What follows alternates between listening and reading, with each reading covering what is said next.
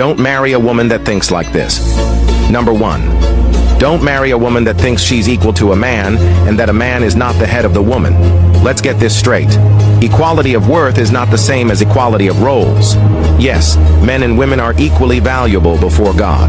But in the order of marriage, God made the man the head and the woman the helpmeet. The Bible says clearly, "For the husband is the head of the wife, as Christ is the head of the church." Ephesians 5:23. If she believes she is equal to you in headship, get ready for daily power struggles. Two captains cannot steer the same ship.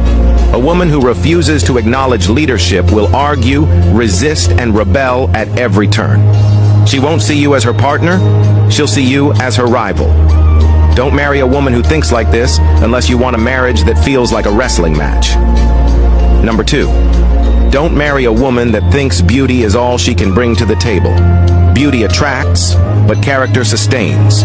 If her whole identity is tied to her face, her curves, and her Instagram likes, then beneath the glamour lies emptiness. Looks fade, skin wrinkles, bodies change, but wisdom, loyalty, patience, and virtue endure. A woman who thinks beauty is her only offering will not invest in her spirit, her mind, or her values. She will be obsessed with packaging while her character rots. That is not a wife. That is an illusion. Don't marry her and expect peace. Number 3. Don't marry a woman that thinks her money is her money and her husband's money is everybody's money. This mindset is toxic.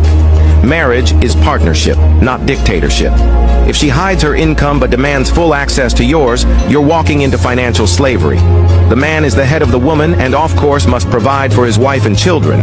But a woman that doesn't support him at all yet takes so much from him without assisting in any way, especially when she has, is toxic.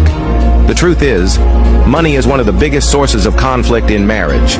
A selfish woman with a greedy mindset will drain you dry and still complain you don't do enough. She will never see herself as a builder, only as a spender. A wife must be a co-laborer, not a gold digger in designer clothes. Don't marry a woman who thinks your money is our money, while hers is my money. Number 4. Don't marry a woman that thinks submission is slavery. Submission is not weakness. It is not oppression. It is alignment to God's order. A woman who equates submission with slavery has been deceived by pride and rebellion. She will never honor you, never follow your lead, and never allow peace in the home. The Bible does not call submission bondage. It calls it honor. It is what allows two people to function as one. Without submission, you don't have unity. You have chaos. A woman with this mindset will tear down her own house with her own hands. Proverbs 14:1. Don't fall for it. Number 5. Don't marry a woman that thinks marriage shouldn't stop her from flirting and keeping other men around. If she believes she can say "I do" while still entertaining side attractions, she's not a wife. She's a disaster waiting to happen. Marriage requires exclusivity. Faithfulness is not optional. A woman who keeps male options is preparing to betray you. She will never be fully invested because her loyalty is divided. Marriage cannot stand where trust is broken. If she still craves attention from other men, leave her to them. She's not ready for covenant. Lastly, don't marry a woman that thinks sex is all about when she wants it. Sex in marriage is not a weapon. It is not to be rationed out like punishment or controlled like a bargaining chip.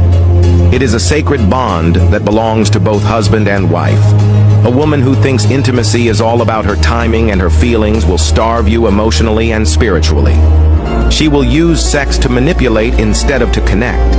And when sex becomes a battlefield, resentment replaces affection. Don't marry a woman who doesn't understand the sacredness of this union. Bro, marriage is not just about the woman you love, it's about the woman you choose. Don't marry a woman whose mind is poisoned with rebellion, selfishness, vanity, or manipulation. Because marriage doesn't change a bad mindset, it magnifies it. Marry a woman who honors God's order, who values more than beauty, who sees money as a joint stewardship, who embraces submission as divine design, who is loyal in spirit and body, and who understands intimacy as a covenant gift. Remember, the wrong mindset will make the right man miserable. Choose wisely. Your destiny depends on it. If you are not following me, you may not see me again. Like and follow this page for more amazing contents like this.